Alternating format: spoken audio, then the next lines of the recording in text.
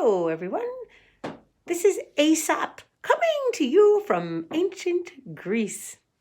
I'm here today to share with you one of my famous fables.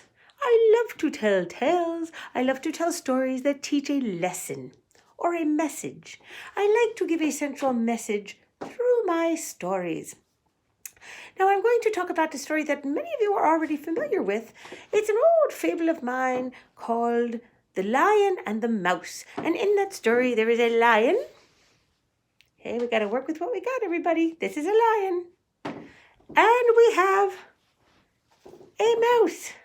Okay, it's a squirrel. We're going to pretend it's a mouse.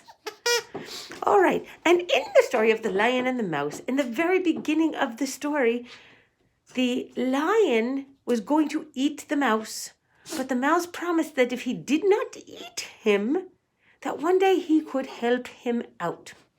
The lion didn't quite believe that a little tiny mouse could help a great big strong lion, but he said okay. And then later on, the lion got caught in a net by some hunters, and the little mouse was able to chew him out. He kept his promise, and he set the lion free.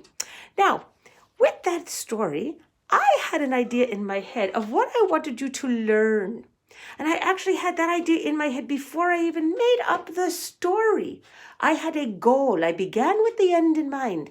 My goal, and you might recognize this. This is a target. And a target is something that you aim towards. And you really want to get right here in the middle of the target. That's where the most points are. That's where you want to be. So the central message is in the center here of the target. That's where you want to be. Now, if I was to ask you, well, what do you think I wanted you to learn from this fable? You might come up with a couple of different answers. Some people might say, well, you wanted us to learn what a lion and a mouse are. I would say, no, not so much. There really isn't a lot of talk in that story about what a lion is or what a mouse is. It doesn't describe that they have fur and one's big, one's small. You kind of have to know that ahead of time. But if you were to say, oh, it's about friends helping each other out. Oh, we got a little closer that time, right? A little closer to the center of the goal. What I did, boys and girls, I decided that I wanted to tell a story where children could learn that if you treat others the way you want to be treated, then the kindness will come back to you. Kindness is like a boomerang. I don't even know if there were boomerangs in ancient Greece. Kindness is like a boomerang. If you throw it out there, it comes back to you. So when the lion threw the kindness to the mouse, it came back to him later. And if you said that, my target. If you said that that was the central message, the central message is about treating others the way you want to be treated, that's it. Target hit. That's what I wanted people to learn.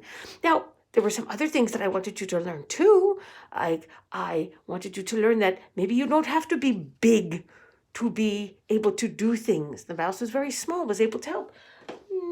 That's pretty close to the central message. There could be more than one message in a story or a tale. But the target, the center here, is the message that the author or the creator wanted you to learn. So I had the idea in my head of what I wanted you to learn before I even came up with the idea of using a lion or a mouse. That's what I wanted you to learn. So when you're figuring out the central message of a story, you're figuring out what was it the author wanted me to learn.